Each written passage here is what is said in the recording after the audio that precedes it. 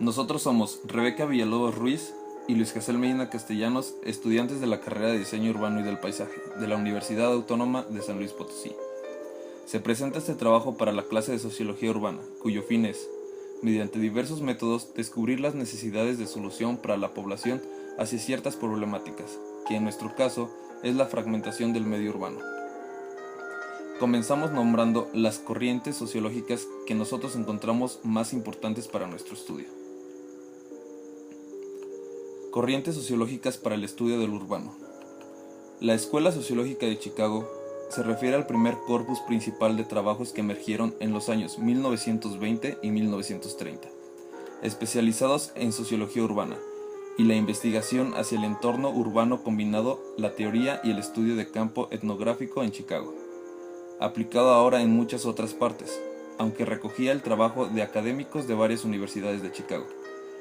El término se usa frecuentemente para referirse al Departamento de Sociología de la universidad, uno de los más antiguos y prestigiosos.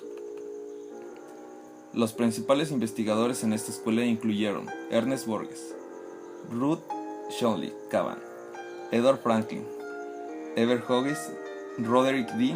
Mackenzie, George Herbert, Robert Ezra Park, Walter C. Reckless y algunos otros. La Escuela de Sociología de Chicago surge en Estados Unidos en los años 20, en un contexto de aparición de la opinión pública moderna, el desarrollo de las tecnologías de la información, el sistema demográfico y la inmigración europea. Estudian la comunicación como un hecho social significativo y muestran un considerable interés por la opinión pública. Inauguran el conductismo social en un contexto en que o bien se trabaja con el individuo como una máquina aislada o bien con la sociedad como una máquina aislada, que en este caso es funcionalismo. El principal exponente de la Escuela de Chicago fue Robert Ezra Park. Los objetos de estudio más significativos de esta escuela son ecología humana, la cual como laboratorio social permite observar dinámicas sociales de mestizaje, adaptación, conflicto e interacción grupal en 3 niveles. 1. Físico-biológico, lo cual es la pertenencia a un grupo en un espacio geográfico. 2. Social, moral o voluntad colectiva de orden programático. 3. Cultural, entramado de representaciones, significados y prácticas simbólicas. Relación individuo-comunidad. La cultura y el universo simbólico son la base de la interacción entre individuo y sociedad, siendo la comunicación la forma dominante de interacción. Cooley define el grupo primario como aquel en que la interacción y la cooperación tienen un carácter estructurado e íntimo, fuente y mediador de la identidad individual frente al grupo secundario de naturaleza más formal y estructurada. La comunicación no se simplifica en el esquema estímulo-respuesta, sino que es expresión, interpretación y respuesta. Cuando el proceso está mediado por las técnicas de comunicación masivas, los acontecimientos se convierten en otra cosa al ser publicados. Las noticias construyen la sociedad, la prensa se convierte en forma de integración y motor del cambio social, y el cine produce efectos psicosociales provocando procesos de individualización, imitación y personificación. La Escuela Francesa. Durkheim fue el fundador de la Escuela Francesa de Sociología. Es uno de los pocos clásicos de la sociología y de las ciencias humanas que no han cesado de ser criticados. Su espíritu polivalente se interesa por las innumerables facetas de la complejidad de los grupos, instituciones y sociedades que obran a lo largo de la historia. Sus estudios rigurosos sobre los problemas que afectan a los seres humanos presentan siempre un esfuerzo teórico aliado a la búsqueda de soluciones prácticas, en un empeño fundamental por integrar 2 grandes objetivos: considerar los hechos sociales como cosas, estudiarlos de manera positiva, como se tratan las cuestiones técnicas, biológicas o médicas; estudiar la vida social de manera normativa, como se tratan las cuestiones filosóficas, morales y religiosas. Las ciencias del hombre que trata de desarrollar Durkheim tiene por misión revelar toda la realidad del ser humano, una realidad constituida por hechos materiales, pero que no puede existir sin una relación constante a una idea moral y a una fundamentación trascendente. Este empeño por integrar ambas perspectivas constituye sin ninguna duda la principal fuerza de la obra durkheimiana, así como el principal obstáculo que ha impedido a sus discípulos continuar su obra y el principal blanco de sus numerosísimos comentadores críticos. La obra durkheimiana comprende un conjunto de trabajos que cabría resumir en 7 puntos básicos. 1. La solidaridad social. 2. El afincamiento de la sociología. 3. La educación y la pedagogía. 4. La economía, la política y el derecho. 5. La moral. 6. La filosofía. 7. La religión. A continuación, nombramos a los principales fundadores o sociólogos. Precursores. Henry de Saint-Simon, Socialismo utópico. Augusto Comte, acuñó la palabra sociología, positivismo. Herbert Spencer, Darwinismo social. Los fundadores son Karl Marx, con el marxismo, que se inscribe dentro de las llamadas teorías del conflicto. Emily Durkheim, el primer sociólogo occidental. Max Weber, Sociología comprensiva. Talcott Parsons, Estructuralismo. Los sociólogos son George Simmel, precursor de la microsociología. Ferdinand Tönnies, Distinción, Comunidad y Sociedad. Vilfredo Pareto, Acción lógica y no lógica, masas y élites. Alfred Schutz, Sociología fenomenológica. Encontramos que el objeto del estudio de la sociología urbana es la distribución geográfica, demográfica, económica, política y culturalmente, y formas un sistema social. La sociología del urbano no separa los fenómenos sociales de los espacios donde se realizan. Estudiar la ciudad es estudiar la sociedad, así que para entender la sociedad es necesario entender a la ciudad. Las ciudades han estado presentes desde los inicios de las civilizaciones y no han dejado de desarrollarse para llegar a ser hoy día la expresión misma de nuestras sociedades, de sus potencialidades y sus límites. Hace 100 años, el 9% de la población mundial vivía en una ciudad.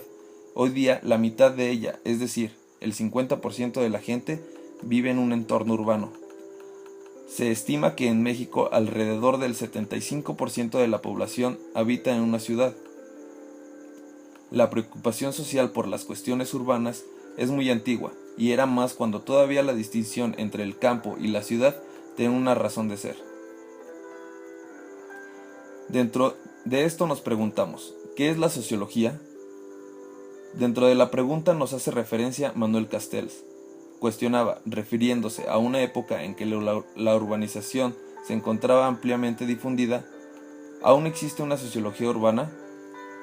La sociología urbana tiene razón de existir en momentos en que la ciudad era un fenómeno relativamente nuevo y estaba separada del mundo rural.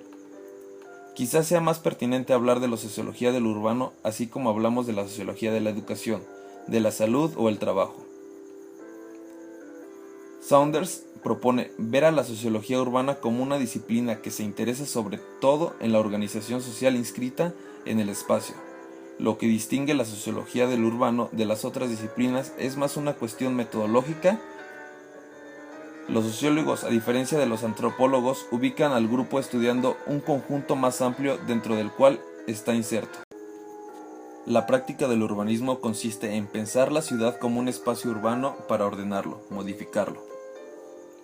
El objetivo no es el del conocimiento, sino la acción, la realización. La sociología, por su parte, ofrece métodos y técnicas que contribuyen a mejorar el estado de conocimiento.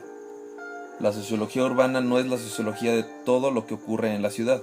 Se centra en los elementos que estructuran las relaciones entre actores, instituciones y grupos sociales que constituyen a la ciudad como entorno.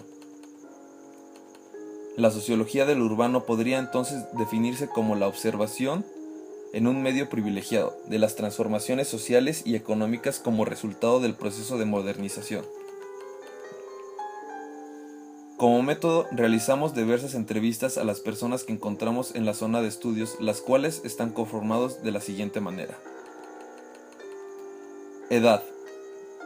Actividad por la mañana. Actividad por la tarde.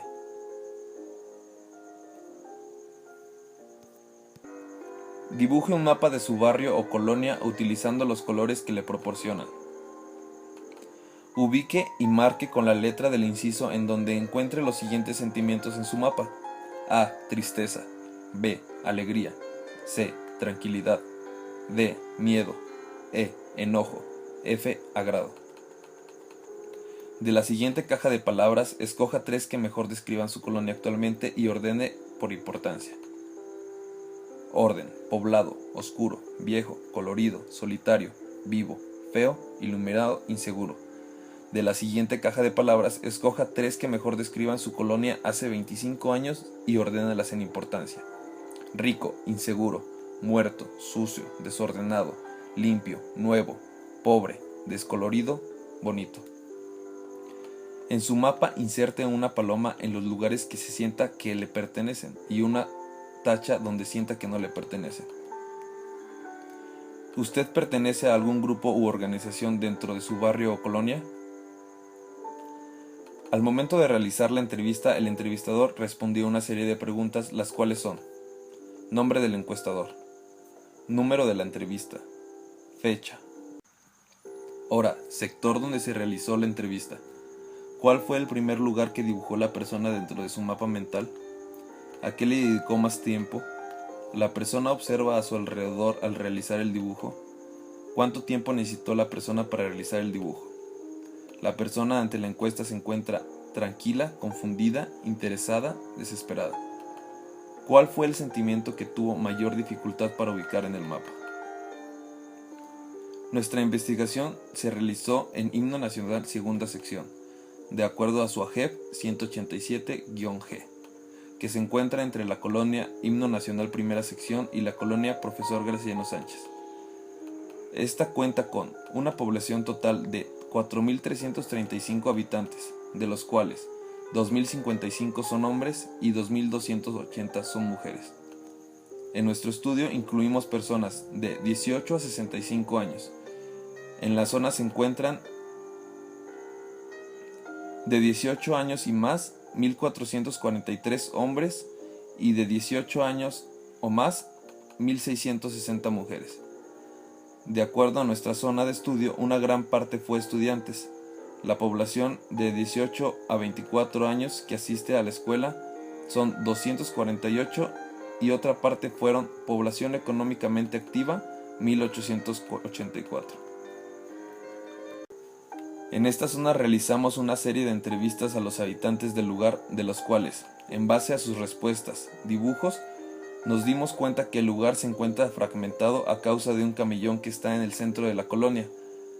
Aparte, la Universidad Politécnica con la avenida Salvador Nava y por el tipo de comercio que, en respuesta de algunos habitantes, se ve dividido. Como respuesta a esta fragmentación, decidimos proponer que el camellón tenga diferentes accesos al momento de cruce con una vegetación más apropiada para que haya un contexto mejor y las personas puedan permanecer más en el lugar. Dentro del camellón, por sus dimensiones, se propone poner bancas, botes de basura y luminaria, esto por las personas que ven el lugar de una manera sucia e insegura, ya que si el lugar es más frecuentado y hay más permanencia, la inseguridad disminuye. Y en el centro del camellón se propone un andador con textura en el piso para dar un atractivo más al lugar. Estos resultados fueron gracias a la clase impartida por el profesor Benjamín Fidel Alba Fuentes.